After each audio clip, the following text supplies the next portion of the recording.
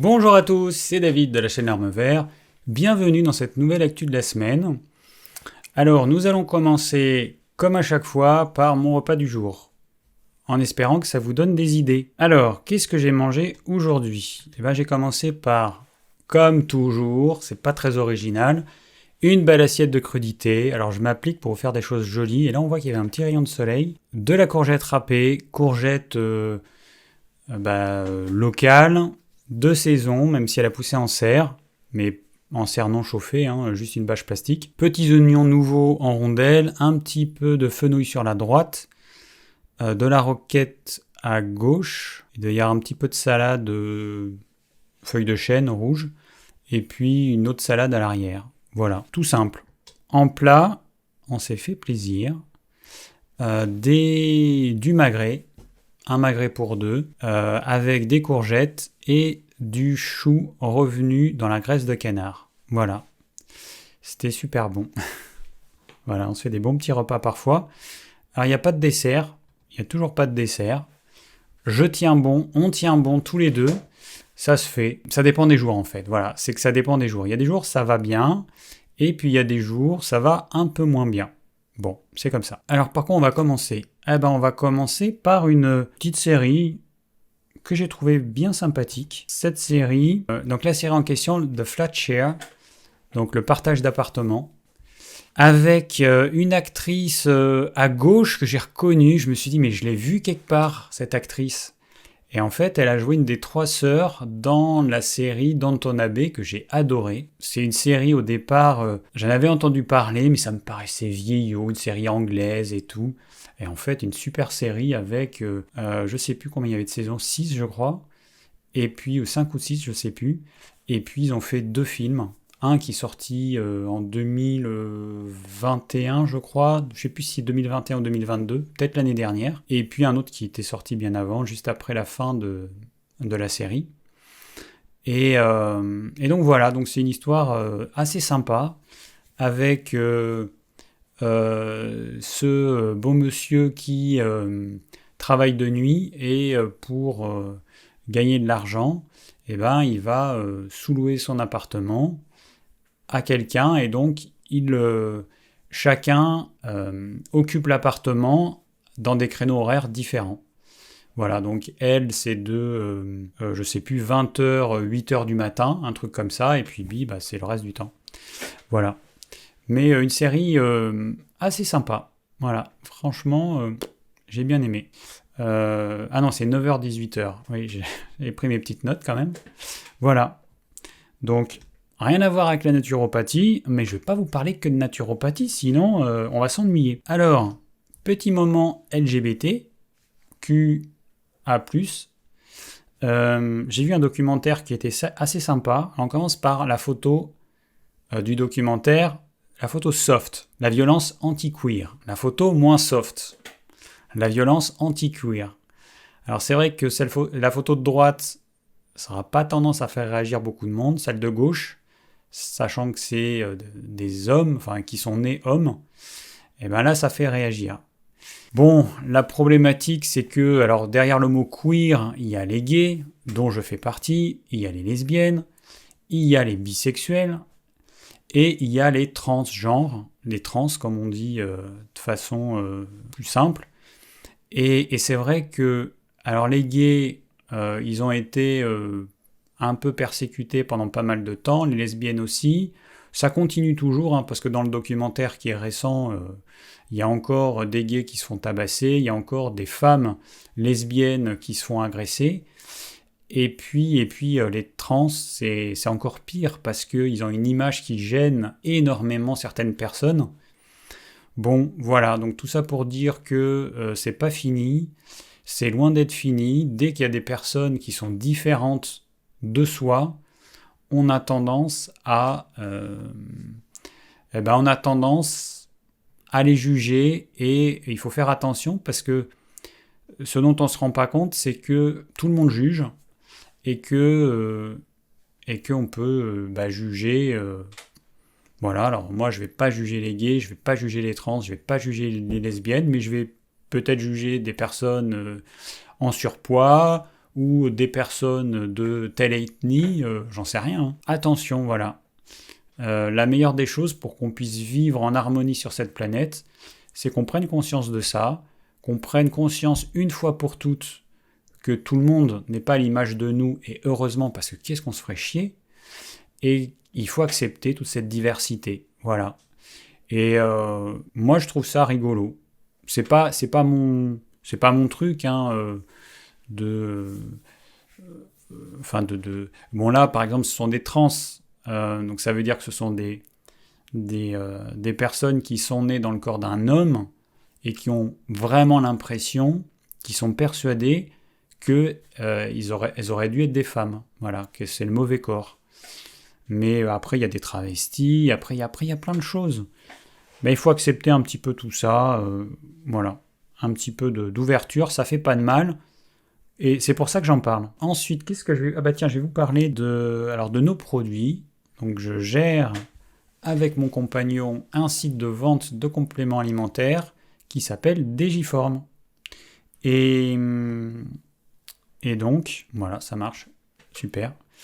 Et donc, juste pour vous informer, pour ceux que ça intéresse évidemment, qu'on a à nouveau de la spiruline en comprimé, 100% pur comprimé de spiruline, aucun additif, aucun agglomérant, rien.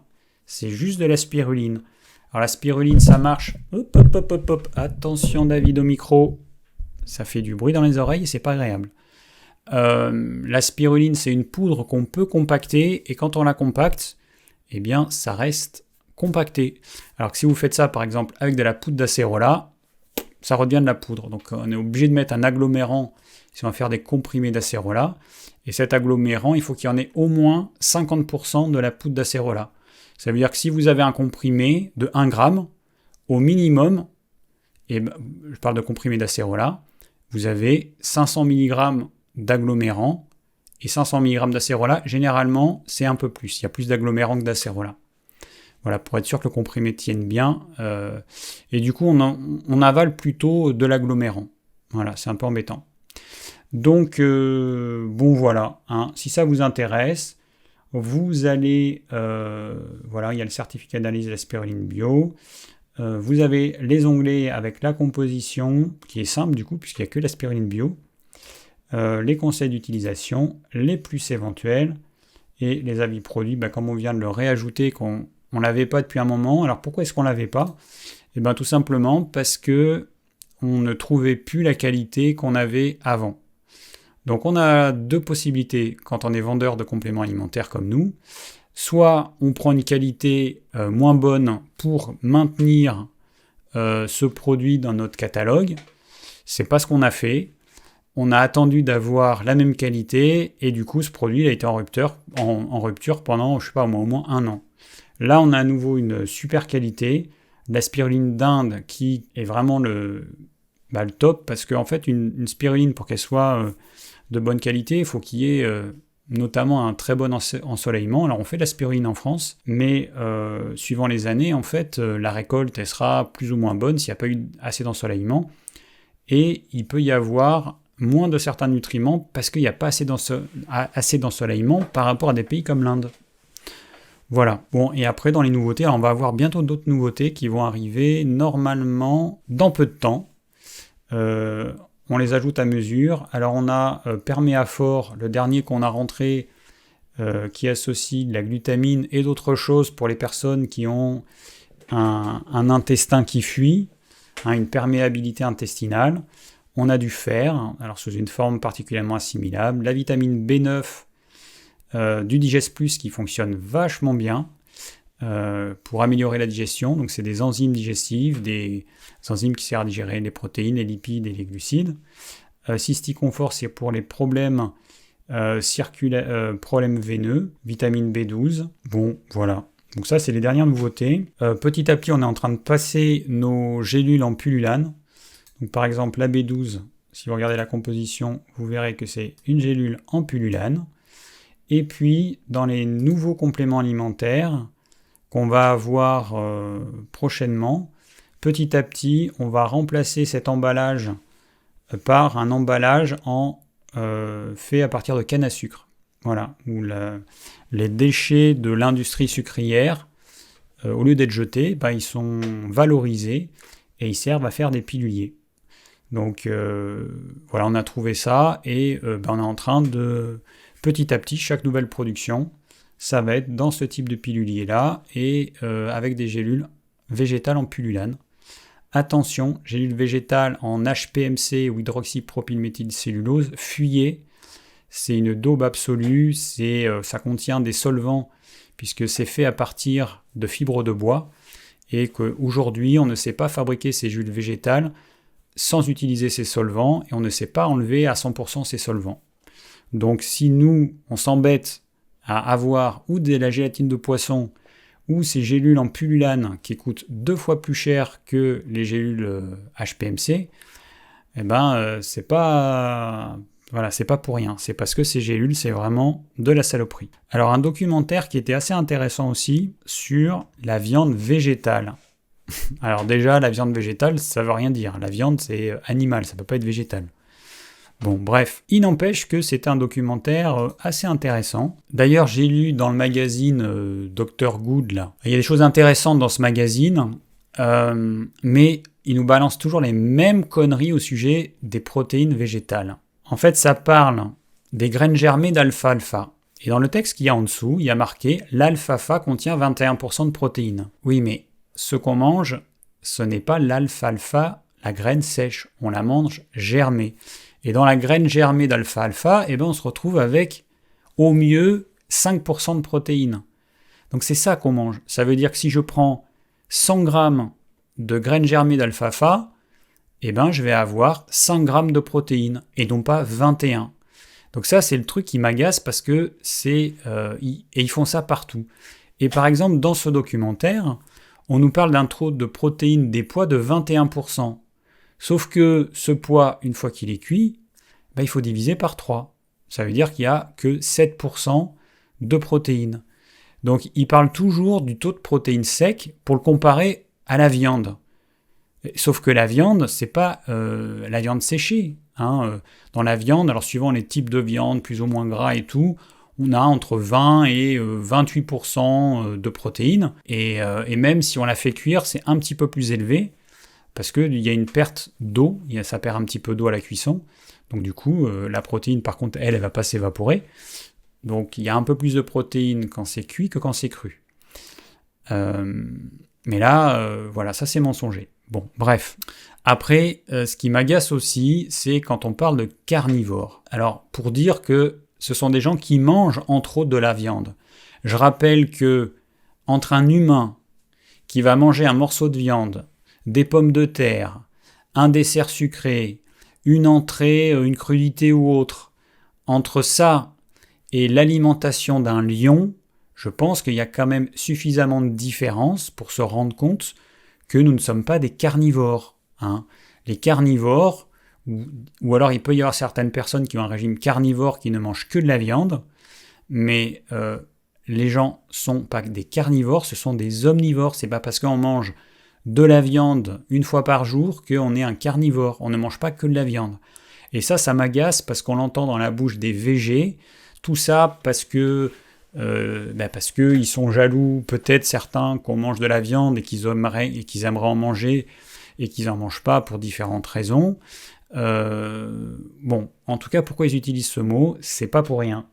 Sachant que ce mot, il est faux. Voilà, on n'est pas carnivore parce que dans notre régime alimentaire, on a entre autres de la viande. Nous sommes des omnivores. Arrêtons de parler de carnivores comme ça à tout bout de champ. C'est agaçant et puis c'est faux, tout simplement. Alors, oui, donc ensuite, on va dans ce documentaire. Alors ma petite remarque, c'est que tout le monde peut élever des animaux. On peut élever des poules, on peut récolter les œufs, on peut tuer les poules et les poulets pour les consommer, on peut élever des animaux plus gros. Par contre, pour ce qui est de ces substituts à la viande, là, il faut être un industriel, il faut avoir des machines perfectionnées, il faut transformer, retransformer et transformer la matière première qui est du pois, qui peut être du soja ou qui peut être je sais pas quoi d'autre. Donc ça, par contre, on ne sait pas faire et on ne peut pas faire. Nous, on ne peut pas faire. Moi, je peux élever des poules, donc j'ai des poules, mais par contre, je ne peux pas fabriquer cette merde industrielle, c'est pas possible. Ça demande trop de chimie, trop de choses qu'on ne peut pas faire. Donc en fait, on se retrouve avec ce type de produit, avec des aliments, si on se projette dans 100 ans, on va se retrouver avec des aliments qu'on ne pourra pas nous-mêmes fabriquer en fait. L'humain risque de dépendre de l'industrie agroalimentaire pour pouvoir se nourrir, parce que ça c'est évidemment l'avenir. Hein. Ça c'est l'avenir. Alors c'est pas mon avenir à moi, mais ça va être l'avenir de beaucoup de gens. De manger ces choses, c'est l'avenir, malheureusement. C'est comme ça. Alors dans l'usine, on nous dit que la farine de pois, elle est riche en protéines et qu'elle est simplement chauffée à 100 degrés et qu'au final, on obtient des espèces de petits flocons. Et donc ça, c'est mis sous forme de granulés. Alors je suis désolé, moi je prends des pois, je le réduis en farine, ça fait pas ce qui montre à l'image. Hein. Je suis désolé, mais parce qu'en fait, eux, ils vont l'extruder. Donc là, encore une fois, ça passe par une machine qui met cette poudre, donc cette farine, ça passe dans une machine. Il y a une énorme pression qui est mise sur cette poudre, et quand ça ressort, eh ben, ça fait comme des curlis, si vous voulez. Voilà. Donc ça, non, c'est pas juste on fait chauffer, non, ça c'est faux. Et donc après, ils vont utiliser ça pour faire des galettes ou des produits qui ressemblent aux produits animaux. Et donc ce qui est gênant en fait, c'est qu'il va minimiser le côté ultra transformé de ce type d'aliment.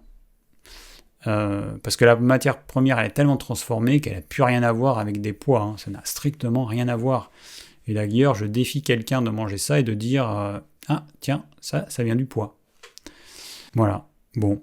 Alors ensuite, on voit les ingrédients qui sont utilisés pour faire le steak végétal. Et ce qui est étonnant, c'est qu'ils rajoutent du beurre clarifié.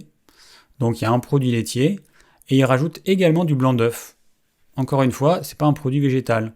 Donc je trouve ça quand même un peu bizarre de parler de viande végétale, de steak végétal, alors qu'ils rajoutent un produit laitier et des œufs. Donc c'est... Moi, je serais un végé, ça me gênerait quand même. Parce que végétal, ça veut dire ce que c'est. Mais en même temps, la viande, par définition, c'est forcément animal. La viande végétale, ça n'existe pas. Et du coup, là, ils vont parler de viande végétale. On s'attend à ce que ce soit 100% végétal, et ça ne l'est pas. Bon, c'est ainsi, voilà, les jolis mensonges de l'industrie agroalimentaire. Voilà, donc c'est du foutage de gueule, tout ça. Ah oui, alors à un moment donné, on a un jeune de la biotech qui fait le premier blanc de poulet végétal et qui nous dit que ça va empêcher la mort de millions de pauvres de poules qui sont des petits êtres sensibles. Bon, ça, faut arrêter avec ces conneries quand même, parce que dans la culture de ces pois ou de je sais plus ce qu'il utilise, il y a des millions, des milliards d'animaux qui vont mourir. Il y a des insectes, forcément, il y a des oiseaux, il y a des petits hérissons, c'est tout mignon les petits hérissons. Il y a tout un tas de mammifères qui vont mourir à cause de cette industrie, enfin de cette culture, de cette monoculture, et puis de tous les produits chimiques qui sont utilisés pour tuer les insectes. Et puis, et forcément, les animaux qui seraient de ces insectes, ils vont mourir de faim. Bon, ça entraîne la mort de beaucoup d'animaux, donc il faut arrêter d'être aussi manichéen en disant que parce que c'est végétal, il n'y a pas d'animaux qui meurent, c'est n'importe quoi. Ça m'agace en fait parce que c'est mensonger. Voilà, tout simplement.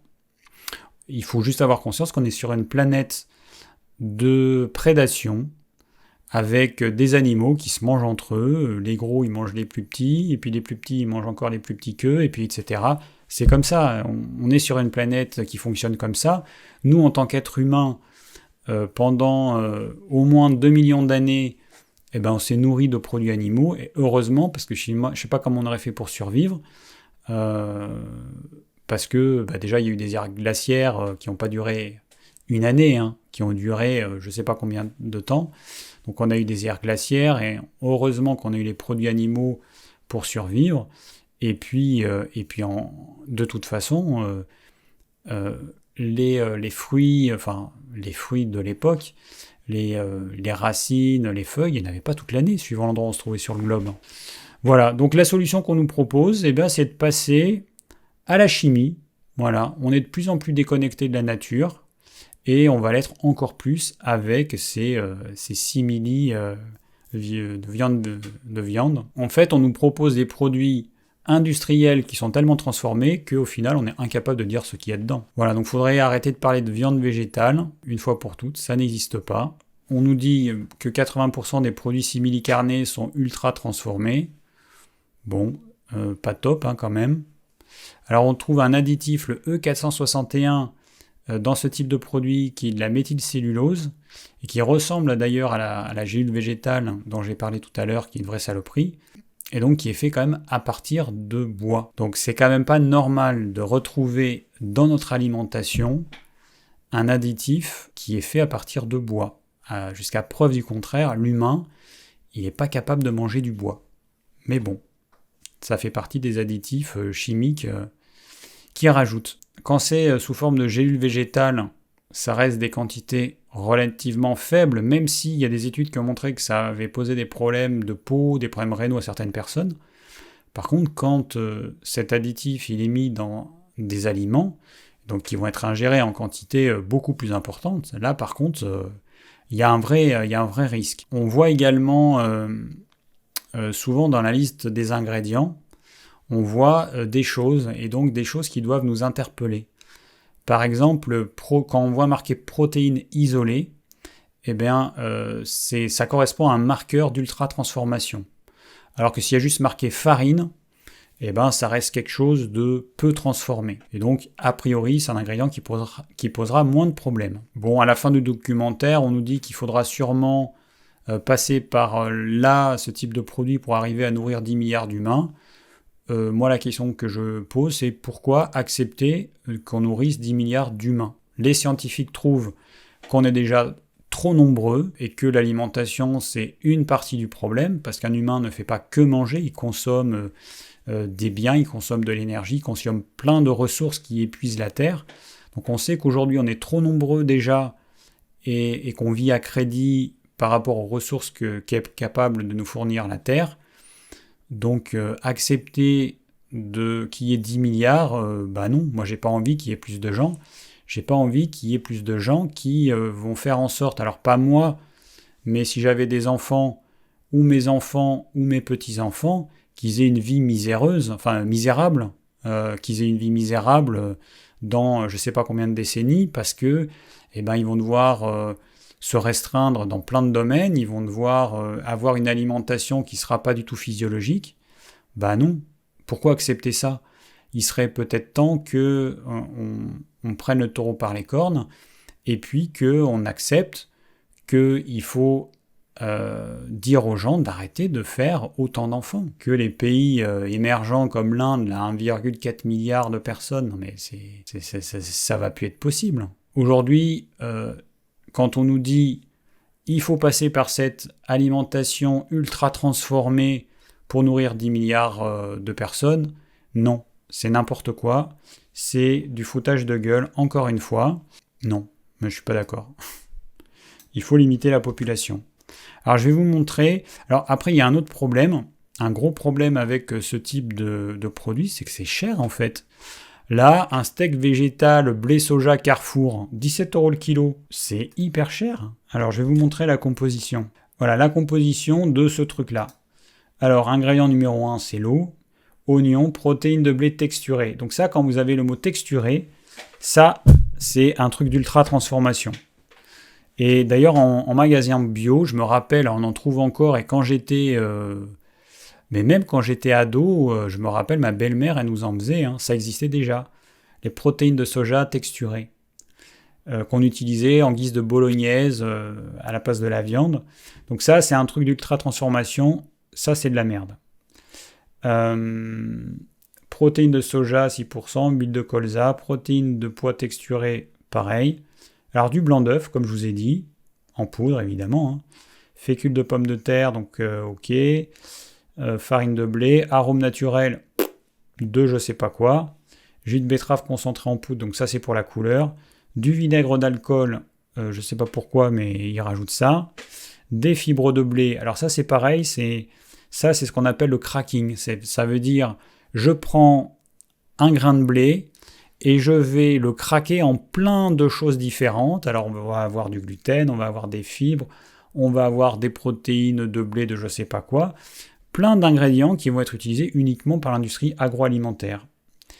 Extrait de malt d'orge, oignon en poudre, fibres de psyllium, poivre noir, maltodextrine, donc ça c'est du sucre, correcteur d'acidité, acide citrique.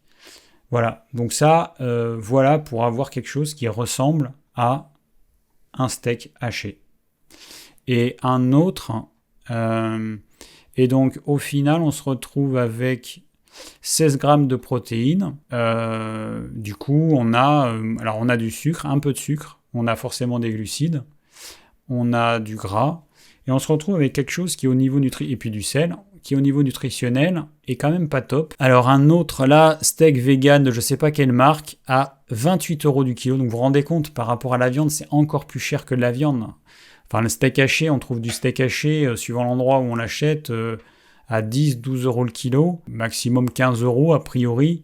Et là on se retrouve avec des produits qui sont faits avec ingrédient numéro 1 de l'eau, ingrédient numéro 2 de la farine de soja, et qui sont plus chers que de la viande. C'est hallucinant en fait. Et là, on a 17% de protéines, donc on en a moins que dans la viande. Bon, vous voyez, c'est pas extraordinaire. Alors, extrait de levure. Alors non, ça c'est bio, donc a priori, il n'y a pas de glutamate. Bon, puis il y a des additifs, la gomme xanthane, farine de graines de caroube. Bon, voilà. Donc, payer 28 € pour cette daube, non merci. Oui, j'avais mis 100 grammes de viande crue de bœuf, ça apporte environ 20% de protéines, alors qu'une fois bien cuit, on est entre 25 et 30%, donc parce que ça perd un peu d'eau, comme je vous ai dit tout à l'heure. Voilà, je rappelle que juste un morceau de viande maigre, c'est 20% de protéines, 10% de gras et 65% d'eau. Hein, et on n'a pas de glucides, on n'a pas de sucre. Parce que là, si je vous montre l'analyse nutritionnelle de ce truc-là, eh bien, on voit qu'on a, on a du gras, 13%, des glucides, 11%, donc dans la viande, il n'y en a pas, et on a aussi du sucre, on a moins de protéines, et on a du sel. Voilà, donc pas top tout ça quand même. Hein. Bon, je vois que j'ai beaucoup parlé, qu'on arrive bientôt à la fin. Allez, pour finir, je vais vous parler d'un truc. On va finir sur un truc léger. J'ai été malade il y a 1 ou 2 semaines, et donc j'ai chopé grâce à un ami, merci Julien. Alors la première nuit, j'avais juste la gorge qui picotait, donc j'ai dormi avec François, mais le lendemain, on a fait chambre à part, comme on le fait habituellement quand on est malade. Jusque-là, il n'y a rien d'extraordinaire, sauf que samedi soir, donc un samedi soir d'avant, on avait une soirée qui était prévue. Moi, comme j'étais malade, j'y suis pas allé, mais François, lui, il y est allé. Et le soir, alors qu'il s'apprêtait à revenir à la maison, il y a un des amis qui lui dit « Mais tu vas pas réveiller David ?» Et il a répondu « Bah non, ça risque pas, vu que quand on est malade, on dort pas, on a une maison qui est suffisamment grande, on a 2 chambres, donc on ne dort pas dans la même chambre. » Et ils l'ont regardé comme si c'était un sacrilège. Bon, alors nous, ça nous paraît... Alors on comprend, mais ça nous paraît un peu bizarre. Eux, ça leur paraît bizarre, et peut-être à vous, ça vous paraît bizarre ce qu'on fait, mais nous, ça nous paraît normal. Quand l'un est malade, de ne pas dormir ensemble, ça évite peut-être de baigner dans le virus de l'autre. Ensuite, moi, quand je suis malade, j'ai peur de réveiller l'autre, et je dors encore plus mal si l'autre est à côté de moi. Je ne sais pas si vous, ça vous fait la même chose. Et puis l'autre, on va lui flinguer sa nuit, en fait. Donc je n'arrive pas à comprendre pourquoi est-ce qu'on s'infligerait ça quand on a la possibilité, parce que nos amis, nous, on vit à la campagne, donc ils ont aussi des maisons, ils pourraient très bien dormir dans des chambres à part. Ah bah non, ils préfèrent mal dormir tous les deux, plutôt qu'il y en ait un qui dort mal, éventuellement celui qui est malade, à la limite c'est normal, et puis que l'autre, au moins, il puisse bien dormir. Enfin bon, bref. Je pense pas que ça va aider notre conjoint à ce qu'on soit tous les deux dans le même lit, tous les deux à mal dormir, pour que le matin, on soit tous les deux de mauvaise humeur parce qu'on a mal dormi.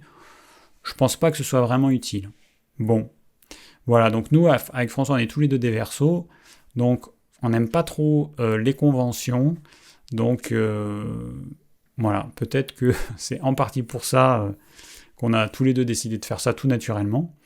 Mais je me rends compte que on est des ovnis. Voilà, dans le monde des couples, on est des ovnis et ça paraît bizarre à beaucoup de gens, à la majorité des gens. Mais c'est comme ça. Bon, et ben voilà, j'ai assez parlé pour aujourd'hui. C'est fini pour cette actu de la semaine. Une prochaine actu très rapidement et je vous dis à très bientôt.